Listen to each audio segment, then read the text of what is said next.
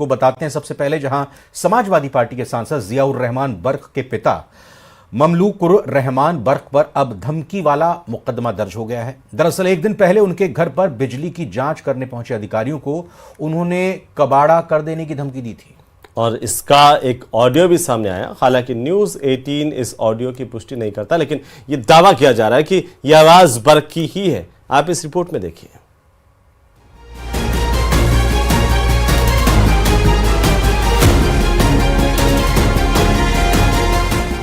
और बदल जाएगा तो ये सरकार रहेगी ना तो हमारा सवाल देख लो साहब, देख लो।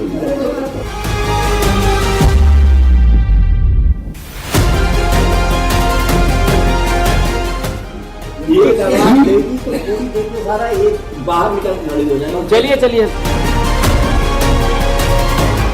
सुना आपने? ये आवाज संभल के माननीय समाजवादी पार्टी के सांसद जियाउर रहमान बर्क के पिता ममकूलुर रहमान बर्क के होने का दावा किया जा रहा है। ये धमकी, ये गुंडागर्दी तब की है जब गुरुवार को बिजली चोरी के आरोपों पर बिजली विभाग के कर्मचारी जियाउर रहमान बर्क के पिता ममलूकुर रहमान बर्क के घर जांच करने गए। इसी दौरान उन्होंने अपना आपा खो दिया और कुछ इस तरह के अल्फाजों से बिजली कर्मचारियों को धमकी दे डाली। यानी पहले बिजली की चोरी, फिर बिजली कर्मचारियों से सीनाजोरी। और बदल जाएगा तो ये सरकार रहेगी ना तो हमारा सवाल देख लो साहब, देख लो। हालांकि न्यूज़ 18 इंडिया ममलूकुर रहमान बर्क की इस आवाज की पुष्टि नहीं करता। इस ऑडियो की जांच की जा रही है, लेकिन जो दावे किए जा रहे हैं वो ये कि ये ऑडियो सांसद जियाउर रहमान बर्क के घर के अंदर तब की है जब बिजली विभाग के कर्मचारी उनके घर पर जांच के लिए गए। इस दौरान उन्होंने गुस्से में ये भी धमकी दी कि उनकी एक आवाज पर पूरा इलाका बाहर निकलकर खड़ा हो जाएगा। एक आवाज देगी तो पूरी देश में सारा एक बाहर निकल खड़ी हो जाएगा। चलिए चलिए। यानी इस धमकी के बाद बिजली कर्मचारियों का जांच कर पाना कितना मुश्किल रहा होगा, आप अंदाजा लगा सकते हैं। दरअसल समाजवादी पार्टी के सांसद के घर के बिजली के मीटर की रीडिंग 0 आ रही थी।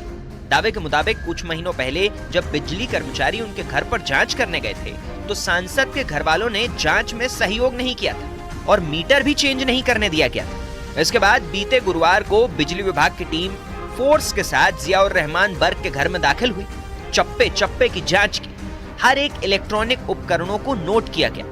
इसी दौरान वहां मौजूद सांसद के पिता ममलूकुर रहमान बर्क ने सरकार बदलने पर सबको देख लेने की धमकी दे डाली। और बदल जाएगा तो ये सरकार रहेगी ना तो हमारा सवाल देख लो साहब, देख लो। पहले बिजली की चोरी और फिर बिजली कर्मचारियों से सीनाजोरी करने वाले बर्क पर बिजली कर्मचारियों को धमकाने की FIR भी दर्ज हो गई। 2 जेई, 2 SDO जी और एक स्टाफ जो 5 लोग थे। तो सर क्या मिसबिहेव भी किया गया था टीम के साथ? क्या इस तरीके की कोई बात थी, मिसबिहेव किया गया हो? जेई ने बताया कि पहले तो ताला खोल नहीं रहे थे, लॉक खोलने चेक नहीं करने दे रहे थे। उसके बाद उन्होंने ताला खोला और फिर उसको जेई को धमकी दिया, तो जेई अभी बताएंगे, FIR उसका लिख रहे हैं। आज प्रातः 7:30 बजे के आसपास बिजली विभाग द्वारा पुलिस सुरक्षा के लिए अनुरोध किया गया था। दीपासराय क्षेत्र में भी बिजली के कुछ उपकरण चेक किए जा रहे थे उनके द्वारा। बिजली उपकरण चेक करने के बाद में थाना नखासा पे बिजली विभाग के लोगों द्वारा उपस्थित होकर बताया गया कि उनके साथ में राजकार्य में बाधा डालने का इस तरह के कृत्य यहाँ पे ममलूकुर रहमान नामक व्यक्ति द्वारा किए गए हैं। उन पर सुसंगत धाराओं में अभियोग पंजीकृत किया गया और आगे विधिक कार्रवाई सुनिश्चित की जाएगी।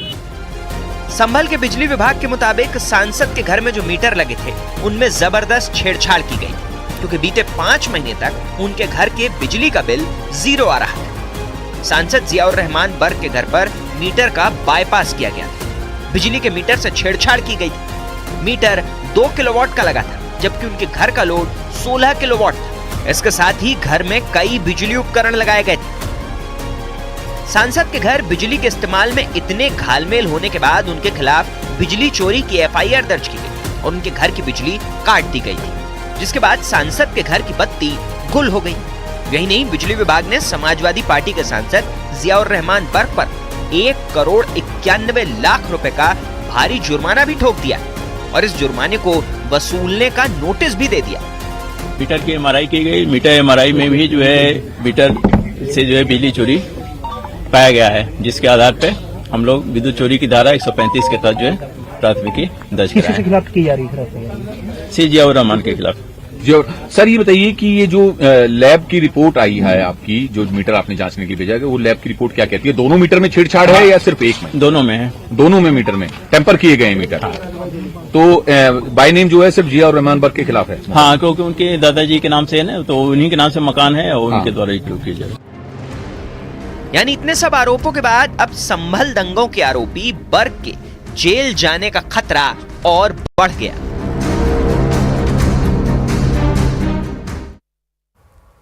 तो वहीं मुख्यमंत्री योगी आदित्यनाथ ने सनातन और हिंदू मंदिरों को लेकर के कड़ा और बड़ा बयान दिया है। उन्होंने कहा कि हर वक्त हिंदू मंदिरों को तोड़ा गया, कभी काशी, कभी अयोध्या, तो कभी संभल में मंदिरों को तोड़ा गया।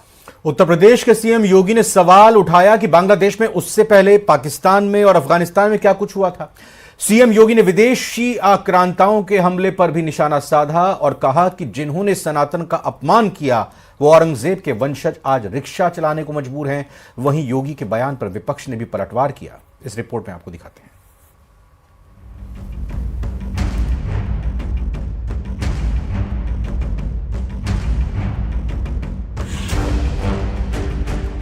अगर आपको ये बात समझनी हो कि मुख्यमंत्री योगी आदित्यनाथ ने हिंदुत्व की सबसे हार्ड लाइन पकड़ ली है, तो ये बात आप हिंदुत्व की पिच पर फ्रंट फुट पर खेल रहे योगी और उनसे जुड़ी खबरों की क्रोनोलॉजी से समझ सकते हैं।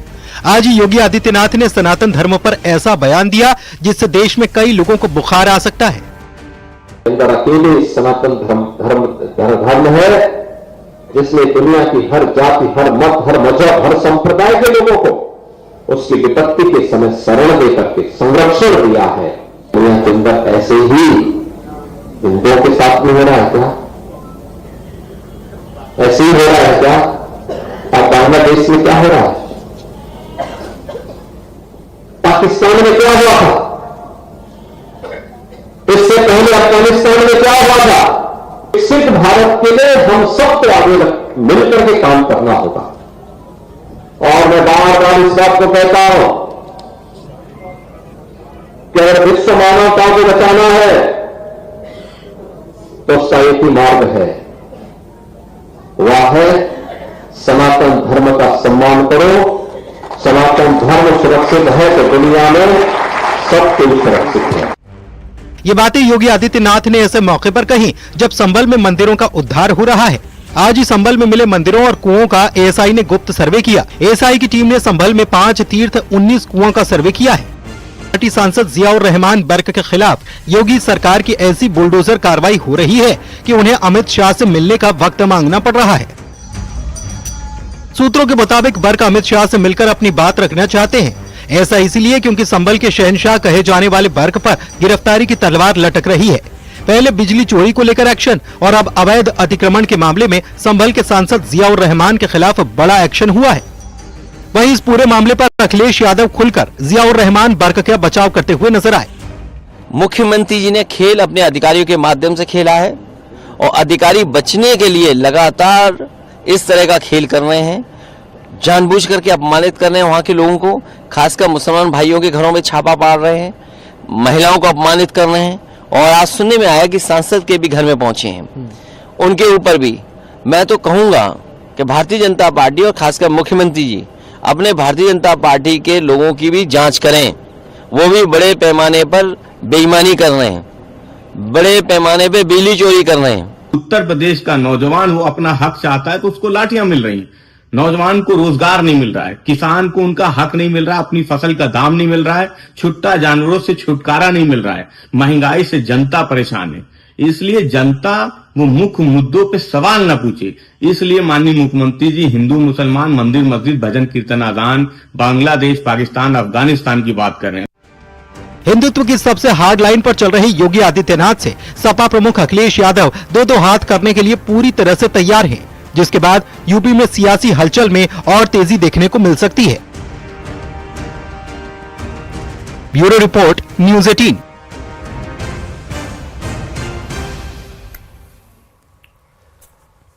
वैसे देखा जाए तो संसद का शीतकालीन सत्र इस बार काफी हंगामेदार रहा, जहां 4 बिल पेश किए गए और एक भी पास नहीं हुआ। वहीं विपक्ष ने कई मुद्दों पर सरकार को घेरने की कोशिश इस पूरे सत्र में की। बाबा साहब अंबेडकर पर घमासान के बाद संसद का शीतकालीन सत्र अब खत्म हो गया है। संसद परिसर में धक्का मुक्की पर सियासत भी तेज हुई तो लोकसभा स्पीकर ने संसद के सभी गेट पर प्रदर्शन करने पर रोक लगा दी है। आदिवासी बेटी का अपमान नहीं सहेगा हिंदुस्तान। माफी मांगो, अमित शाह माफी मांगो।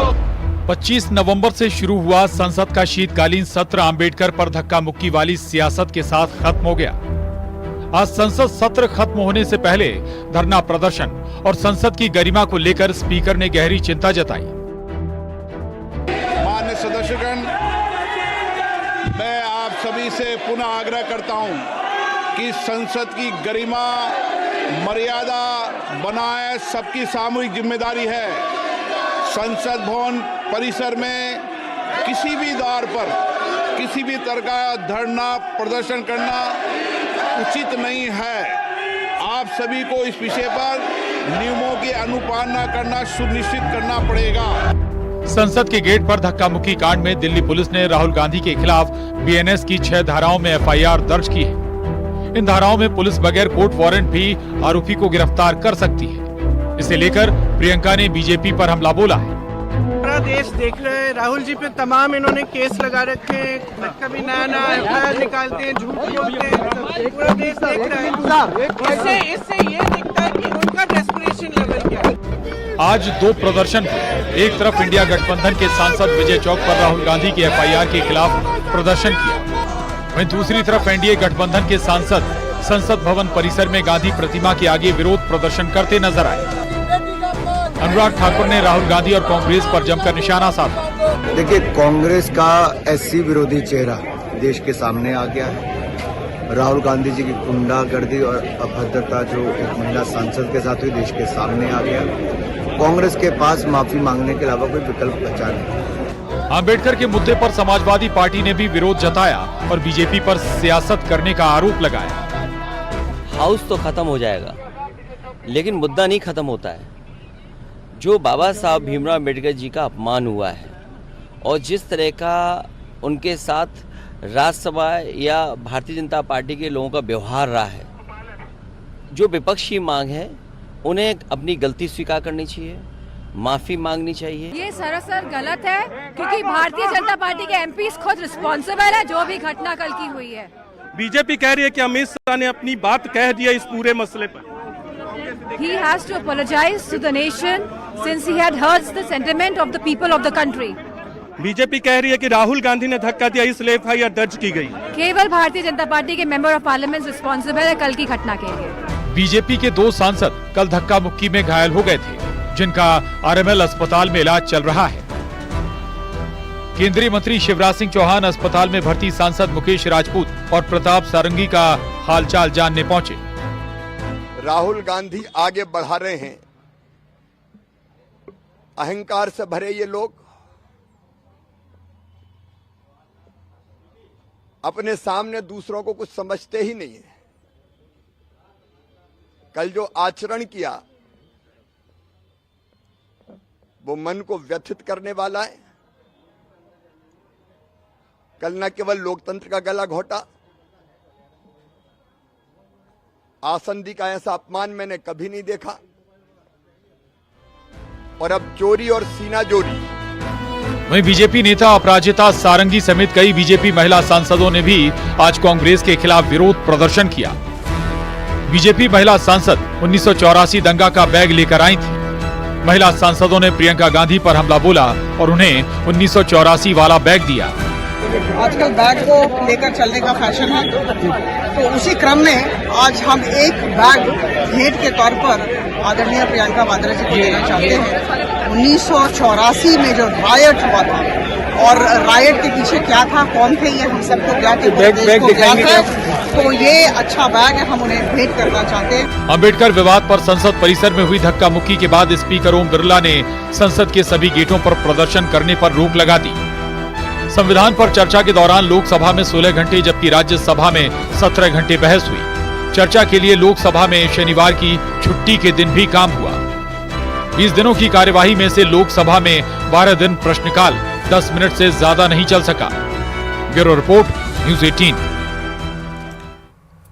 तो चलिए अब भोपाल की बात करते हैं, जहां पर एक कार के भीतर से कुबेर का खजाना निकला। जी हां, आप यकीन नहीं करेंगे, लेकिन जंगल में लावारिस खड़ी कार की जब पुलिस वालों ने तलाशी ली तो उसके अंदर रखे बैग देख करके हर कोई हैरान था। 52 किलो सोना, 10 करोड़ कैश मिला इस गाड़ी से। यानी सोने का यह भंडार और कैश मिलाकर कुल 50 करोड़ रुपए कीमत का बताया जा रहा है। इस रिपोर्ट में आपको दिखाते हैं।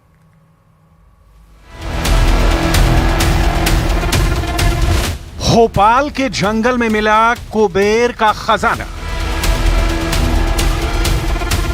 कार में मिला कैश और सोने का भंडार। कार में 52 किलो गोल्ड और 10 करोड़ कैश। सोने का ऐसा भंडार देखकर हर कोई हैरान है। नोटों के इन बंडलों को देखकर इनकम टैक्स के अफसर सकते में हैं।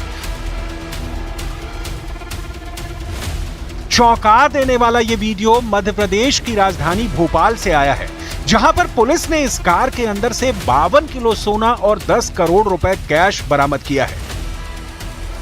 हैरानी की बात यह रही कि जिस कार में इस कुबेर के खजाने को रखा गया था वो भोपाल के मेंडोरी के जंगल में लावारिस खड़ी थी। पुलिस की टीम ने जब इस कार की तलाशी ली तो उसके अंदर बैग में रखे गोल्ड और कैश के इस जखीरे को देखकर पूरी टीम की आंखें फटी की फटी रह गईं।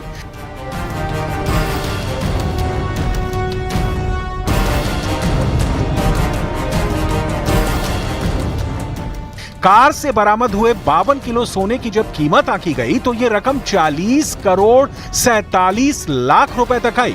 ऊपर से इसमें 10 करोड़ रुपए कैश भी मिले।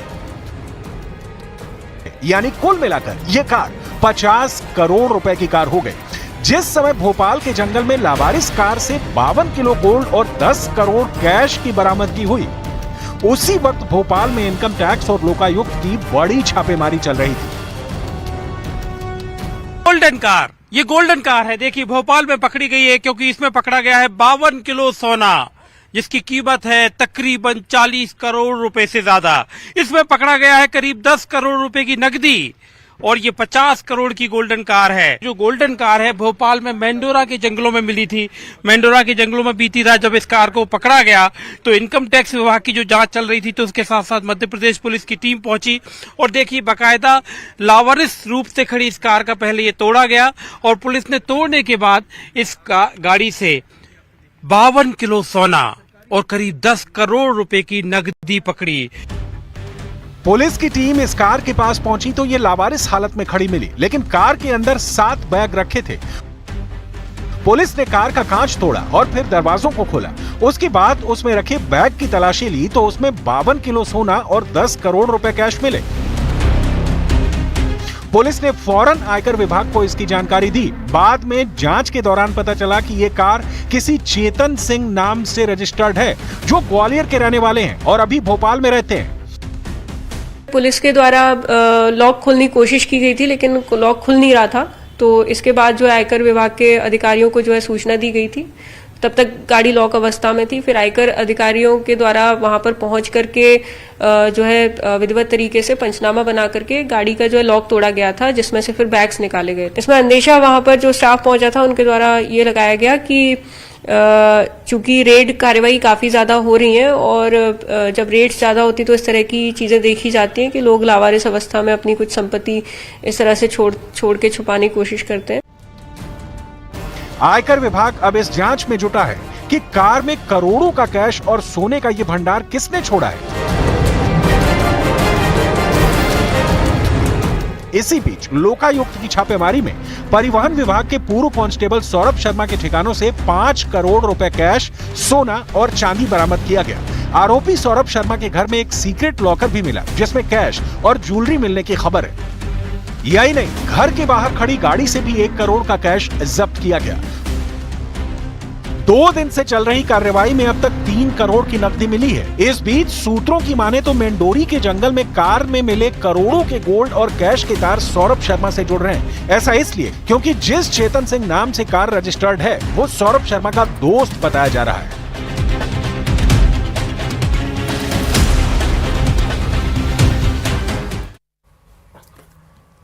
और इधर मंदिर और मस्जिद को लेकर आए दिन हो रहे विवादों पर आरएसएस प्रमुख मोहन भागवत ने बड़ा बयान दिया है। उनका कहना है कि मंदिर मस्जिद के रोज नए विवाद निकालकर कोई नेता बनना चाहता है तो ऐसा नहीं होना चाहिए। साथ ही उन्होंने ये भी कहा कि हमें दुनिया को ये दिखाना है कि हम एक साथ रह सकते हैं। मोहन भागवत के इस बयान को लेकर बीजेपी के नेताओं का कहना है कि शांति और सौहार्द के साथ रहना हम सब की जिम्मेदारी है। तो वहीं विपक्ष ने इस पर तंज कसा, कहा कि बीजेपी नेता मोहन भागवत की बात भी नहीं सुनना चाहते हैं। ये रिपोर्ट देखिए।